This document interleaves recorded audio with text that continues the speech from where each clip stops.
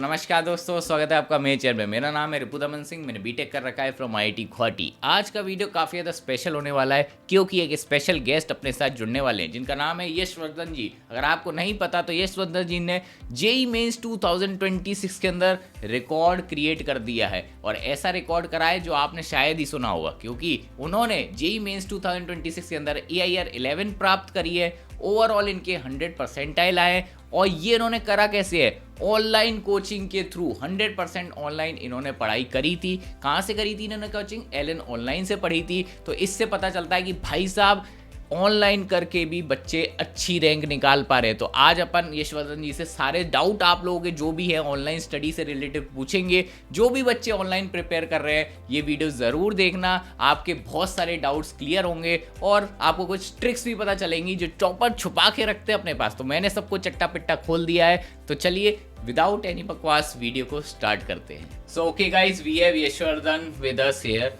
और चलिए इनसे पहला क्वेश्चन पूछते हैं। तो यशवर्धन जी, आप ये बताइए कि आप एक्चुअल में कहाँ रहते हैं, अपने बारे में थोड़ा सा ब्रीफ इंट्रोडक्शन दे दीजिए। तो चलिए बोलिए आप। मैं श्रीगंगा राजस्थान से बिलोंग करता हूँ। ओके मैंने एलन ऑनलाइन से अपनी पूरी पढ़ाई की है, जेई की जर्नी की। Okay okay okay. तो मेरा एक क्वेश्चन ये है कि जेई देखो 2 साल का प्रोसेस होता है, तो I want you to describe your JEE journey in just one word, हो सके तो शॉर्ट बताइए। Consistency is the one consistency, word very for good this. Very. तो चलिए अब एक और चीज़ मैं आपसे जानना चाहता हूँ। आपकी AIR 11 आई है जेई मेंस के अंदर, ओके, और 11 नंबर यानी 2 digit rank, okay, like you are like a topper. तो are you are naturally born, मतलब आप जीनियस ही बॉर्न हुए थे? स्कूल की जर्नी कैसी थी? लाइक कि आप स्टार्टिंग से टॉपर थे कि इज जस्ट अ मिथ कि टॉपर आप बॉर्न जीनियस, या फिर ये हार्ड वर्क का नतीजा है? नहीं, मैं बॉर्न जीनियस तो नहीं था, ये हार्डवर्क का ही पूरा आउटकम है। एंड मेरी जेई जर्नी के दौरान भी मैं ऐसा नहीं था कि मैं कभी भी क्लास में फर्स्ट आया। मैं मतलब फर्स्ट तो बहुत रेयरली आया हूँ। टॉप 5 टॉप 10 कभी कभी मैं 15-20 के बाद भी आता था, तो उसमें कोई भी नहीं है। बिल्कुल बस अपना हार्डवर्क करना है, हार्डवर्क ही आउटकम लेके आएगा। And I was not a born genius. तो it was a humble response from your side, very good. और क्या आप एक और चीज़ बता सकते हैं इसमें एड ऑन कि लाइक क्लास 10th या फिर 9th या क्लास 8th में आपकी जर्नी कैसी थी? लाइक आपकी परफॉर्मेंस एवरेज थी कि अबव एवरेज? मेरी परफॉर्मेंस एवरेज थी। मतलब मैं स्पोर्ट्स को भी साथ में ज़रूर बैलेंस करके चलता था।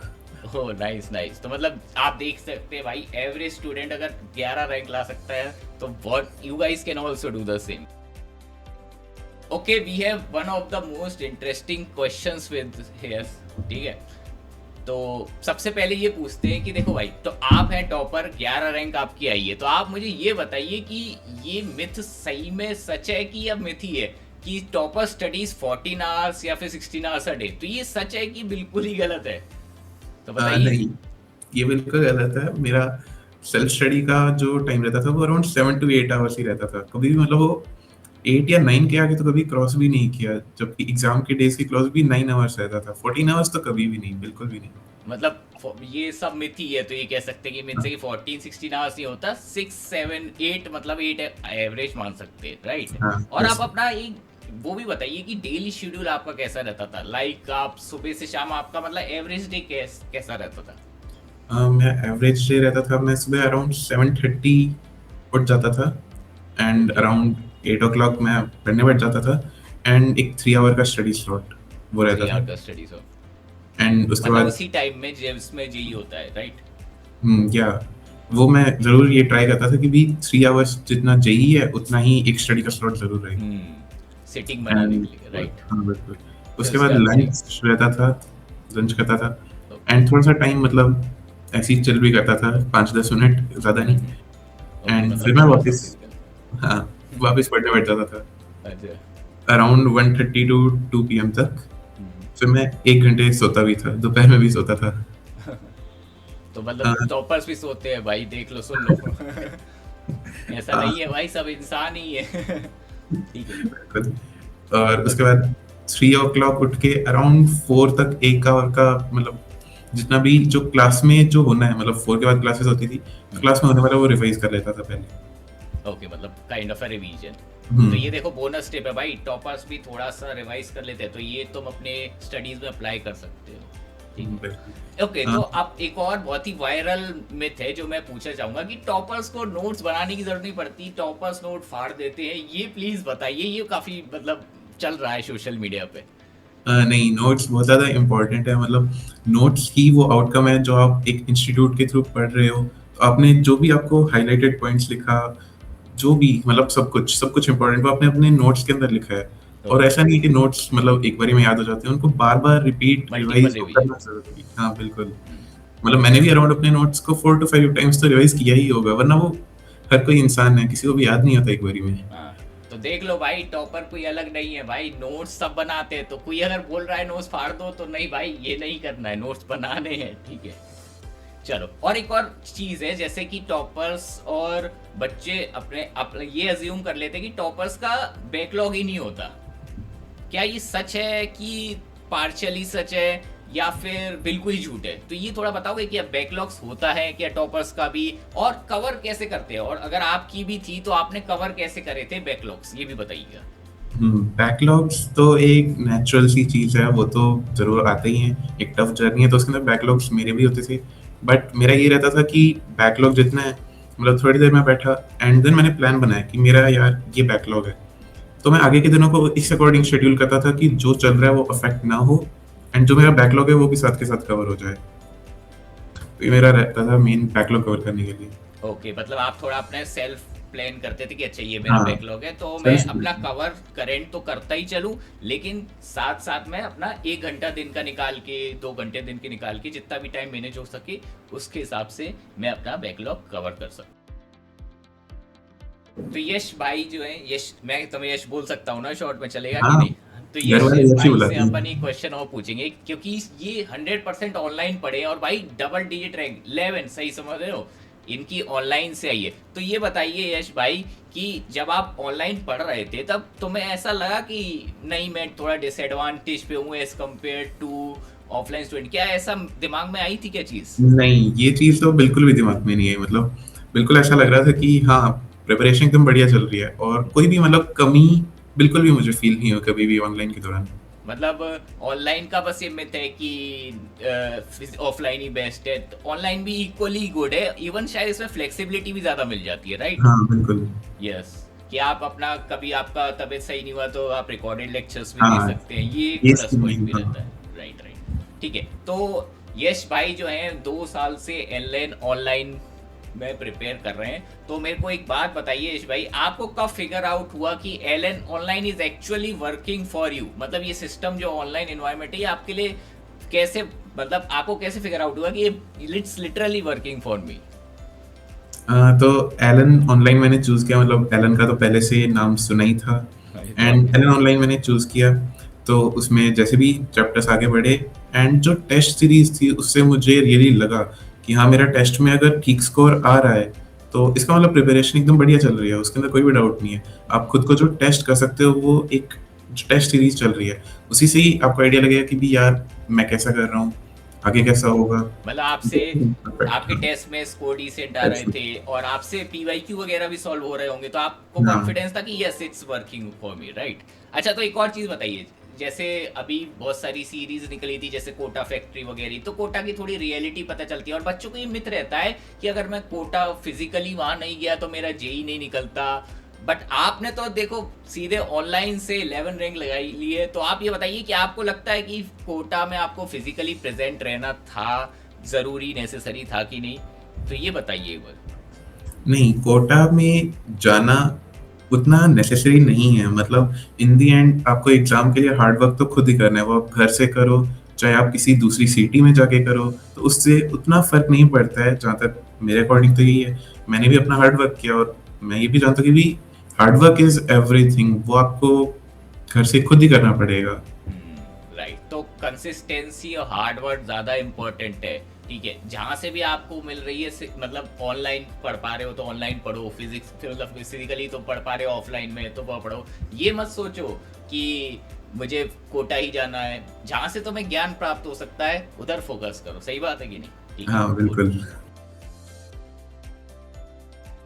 ओके, तो आप थोड़ा इनका, यश भाई का थोड़ा वो जानते हैं कि एकेडमिकली इन्होंने कैसे इनकी स्ट्रेटेजी क्या रहती है? सबसे पहले तो ये जानते हैं, देखिए हर एक चैप्टर जो मतलब फिजिक्स, केमिस्ट्री, मैथ्स में सब्जेक्ट है, सारे बच्चों के स्ट्रांग नहीं होते, तो यश भाई के भी कुछ वीक सब्जेक्ट होंगे। तो आप बताइए आपका सबसे वीकेस्ट सब्जेक्ट कौन सा था, और आपने उसे मतलब वीक से स्ट्रांग या मिड कैसे बनाया? मेरा वीकेस्ट मैं कहूँगा फिजिकल केमिस्ट्री में कुछ चैप्टर्स वो मेरे काफ़ी वीक थे, लाइक थर्मोडायनेमिक्स, इक्विलिब्रियम, एंड उसमें मैक्सिमम स्टूडेंट्स को प्रॉब्लम आती भी है। बट इसमें मैं ये नहीं सोचता था कि भी मेरी वीकनेस है तो मैं उसको लेके बैठा रहूँ, उसके ऊपर सोचता रहूँ, नहीं। बस उसके ऊपर questions low and questions practice करते जाओ, क्वेश्चंस को एनालाइज करो और वापस से रिवाइज करो। जब रिवाइज बार बार करोगे तो जो आपकी वीकनेस है वो परफेक्ट होगी। मतलब मतलब अपने यही आप है ही कि प्रैक्टिस, मतलब सिंपल है। देखो भाई फिजिकल केमिस्ट्री में जिन भी बच्चों को दिक्कत आता है, तो भाई एक ही इलाज है इसका, तुम्हें करनी है प्रैक्टिस। प्रैक्टिस। जितना प्रैक्टिस कर लोगे उतना बेटर है, ठीक है। चलो, तो अब आपकी बात करते हैं मॉक टेस्ट। देखो भाई अपन बच्चे, जैसे बहुत सारे बच्चे मॉक टेस्ट देते हैं, तो फर्स्ट मॉक टेस्ट दिया, हो सकता है इनका जो रिजल्ट है अच्छा नहीं आया, मतलब स्कोर अच्छा नहीं आया, ठीक है। तो आप मॉक को कैसे देखते थे? क्या आप सिर्फ मार्क्स देखते थे कि मेरी टेस्ट में इतनी रैंक आई, या फिर आपका कुछ अलग फंडा रहता कि नहीं, मेरे को मार्क्स वगैरह नहीं कंसीडर करने, मुझे ये देखना है कि मेरी मतलब एरर कहाँ हुई, एनालिसिस कैसे करते? तो वो थोड़ा डिटेल में बताइए मॉक्स के बारे में। मॉक्स के बारे में मेरा ये कहना रहेगा कि मैं तो उल्टा सोचता था। जो भी जिस भी टेस्ट में मेरे मार्क्स कम आए मैं उसको एक अच्छा टेस्ट बोलता था, क्योंकि वो टेस्ट है जो मुझे मेरी रियलिटी दिखा रहा है। एंड वो ये एक ऐसा टेस्ट है जिसमें मेरे कम स्कोर आया, वो एक ऐसा टेस्ट है जिसके अंदर मेरी मैक्सिमम मिस्टेक्स मुझे पता चलेंगी। मैं देख पाऊंगा कि यार मैं मेरी क्या क्या वीकनेस है। अगर कोई टेस्ट हमारा अच्छा हो जाता है तो उसमें फिर लर्निंग्स उतनी ही कम है। जिस राइट टेस्ट राइट में राइट, उसमें बहुत ही लर्निंग अच्छा बताया इन्होंने कि अपन उल्टा सोचते हैं कि अरे यार मेरे कम आ गए इस वाले टेस्ट में, तो टेस्ट अब क्या करूं, मेरा कट ऑफ क्लियर हो। ऐसे नहीं देखना, तो मैं ये देखना है कि अरे यार ये टेस्ट में कम आए, तो इसका मतलब इसमें मुझे फिगर आउट हो गया कि मेरी गलतियां क्या है, तो I can improve on it, right. तो ऐसे करना होता है मॉक टेस्ट, ठीक है। अच्छा आप ये बताइए, जैसे आप एलएन ऑनलाइन से पढ़ रहे थे, ठीक है, अब आपको वहाँ डीपीपी मिलती थी, ठीक है, और इनका जो मॉक टेस्ट शेड्यूल था वो सब रहता था, तो आप मेरे को ये बताइए आपने इसको यूटिलाइज कैसे करा ऑनलाइन सिस्टम को, कि ये आपको एक्चुअली बेनिफिट दिया और आपकी 11 रैंक आ पाई जेई मेंस के अंदर? तो ये थोड़ा एक्सप्लेन कर दी, क्योंकि बच्चों को समझ में नहीं आता कि डीपीपी कैसे यूज करनी है, मॉक टेस्ट कैसे यूज करना है, तो आप बताइए कैसे करता। हाँ, वैसे तो टीचर्स उसमें से होमवर्क दे ही देते थे, बट जो भी दिन में टॉपिक जो भी हमने पढ़ा क्लासरूम में, देन उसके बाद उसी टॉपिक के क्वेश्चंस मैं करता था। डीपीपी मतलब से, मैं, राइट। हाँ, डीपीपी, डेली प्रैक्टिस प्रॉब्लम्स, या एंड मॉक टेस्ट जो रहता था वो मॉक टेस्ट हर 14 डेज या फिर हर वीक, लास्ट के टाइम में हर वीक होने लग गया था। तो बस यही था कि टेस्ट सीरीज अब कभी भी नहीं छोड़नी, मतलब कोई भी टेस्ट ऐसा टेस्ट सोच इज के द नहीं मस्ट, राइट। और छोड़ना। ऐसा है कि जो भी होमवर्क मिला है वो कंप्लीट करना है, डीपीपी कंप्लीट करनी है, और टेस्ट कभी स्किप नहीं करना, चाहे कुछ ही हो जाए, राइट। या यस, बिल्कुल। Good good. तो अब अपन यशवर्धन जी से आगे पूछते हैं कि एडवांस का सफ़र क्या रहने वाला है, क्योंकि बहुत बच्चे जी एडवांस की प्रिपरेशन भी कर रहे हैं ना, तो उन्हें थोड़ा एक इंसाइट मिल जाएगी टॉपर्स कैसे डिफरेंटली अप्रोच करते हो। और भाई सुन लेना, बहुत काम की चीज़ें। तो यशवर्धन जी सबसे पहले तो ये बताओ, जी एडवांस आने वाला है, अभी आपकी 11 रैंक आ गई, आप फर्स्ट ऑफ ऑल कॉन्ग्रेचुलेशन, लेकिन JEE advance is a different game. तो आप ये बताइए, अभी आप कॉन्फिडेंट फील कर रहे हैं कि आप थोड़ा नर्वस हैं, या फिर मिक्स है बोथ, तो थोड़ा बताइए। हाँ, कॉन्फिडेंस तो है, मतलब मेंस का रिजल्ट है तो उसका कॉन्फिडेंस है, बट नर्वसनेस भी अपनी जगह है ही, क्योंकि advance is one of the toughest examinations of the world and right. और अनप्रेडिक्टेबल भी तो हमेशा रहता ही है, तो हाँ एडवांस सही में बात है, नर्वसनेस बिल्कुल। तो ऑफ कोर्स है ही। चल जी सही बात है। चलिए अपन इनसे एक और क्वेश्चन पूछते हैं, जो बहुत बच्चों ने बोला था कि भैया ये चीज़ तो पूछ ही लेना। तो देखो भाई, यश भाई ये बताइए, JEE Mains is more about speed, right, और जेई एडवांस में क्वेश्चंस कम आते हैं लेकिन डिफिकल्ट आते हैं, तो आपकी अप्रोच कैसे डिफरेंट होने वाली है दोनों पेपर्स के लिए? लाइक जेई मेंस में तो आपने स्पीड से सॉल्व करे होंगे, ठीक है, बट अब चीज़ें बदलेंगी, जेई एडवांस में आपका क्या अप्रोच रहने वाला है? तो आपकी स्ट्रेटेजी काइंड ऑफ बताइए। जेई मेंस में मेरा ये रहता था, एक्यूरेसी और स्पीड पर मैक्सिमम मेरा फोकस रहता था।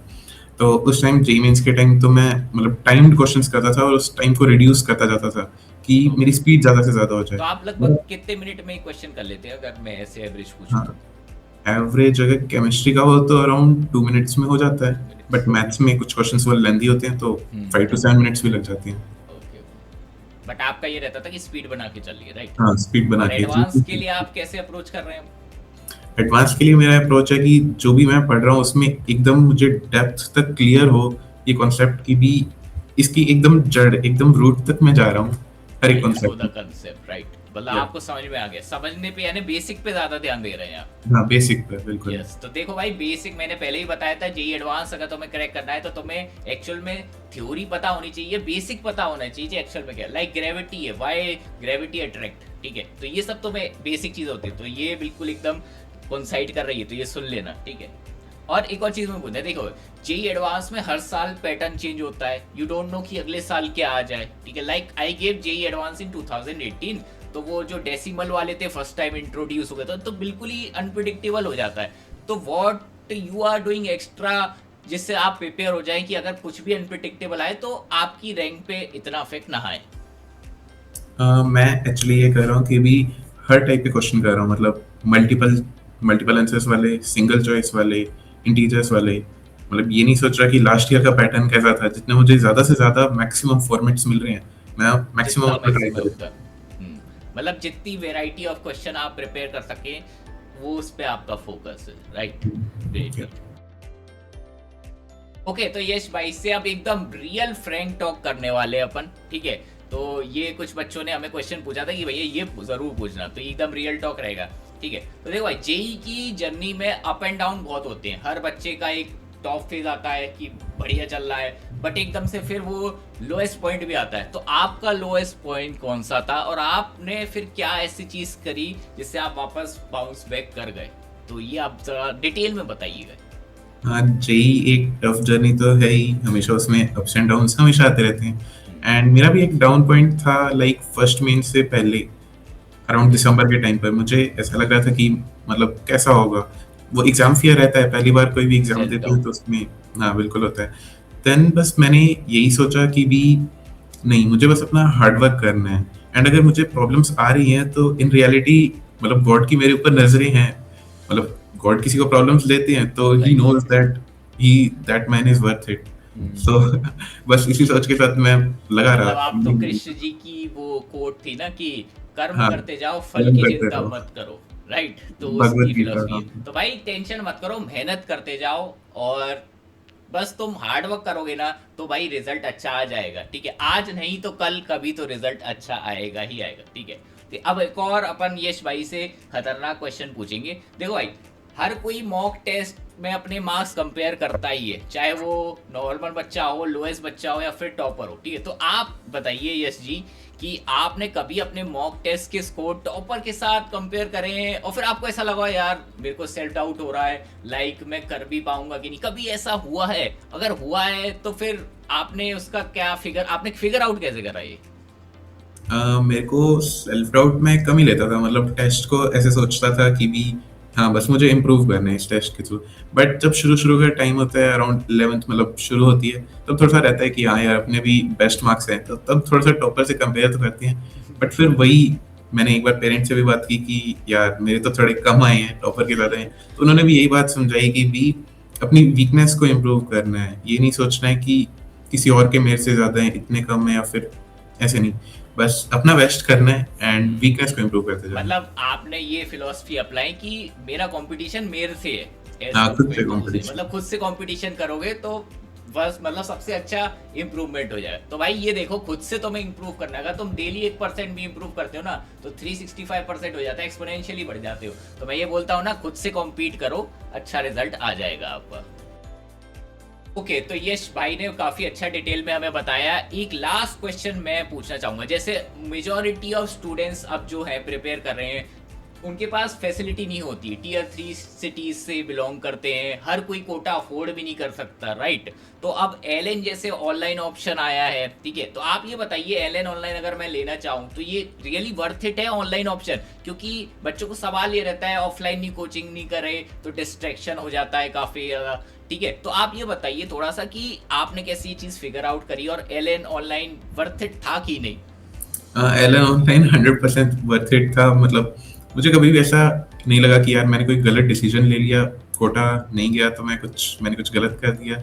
नहीं, एकदम जो एलन कोटा का बेस्ट मटेरियल आपको अगर घर बैठे मिल रहा है तो मुझे नहीं लगता उससे अच्छी बात कुछ और हो भी सकती सही है। बात है, बिल्कुल सही बात है। अपने घर के कंफर्ट में अगर आप अच्छे से पढ़ पा रहे हैं तो और क्या ही है, सही बात है। और आप एक चीज़ और बताइए कि आपने डिस्ट्रैक्शन को कैसे मतलब बीट करा? क्योंकि देखिए ऑनलाइन में हर बच्चे को थोड़ा बहुत डिस्ट्रैक्शन होता है, क्योंकि लाइक लैपटॉप में पढ़ रहे हैं या फिर मोबाइल में या फिर आईपैड में, तो होता है ना कि यूट्यूब चल गया, कभी इंस्टाग्राम खोल लिया, तो उसको थोड़ा बताइए। क्या आपने सोशल मीडिया पूरा बैन कर दिया था क्या? बस ये लास्ट क्वेश्चन बता दीजिए।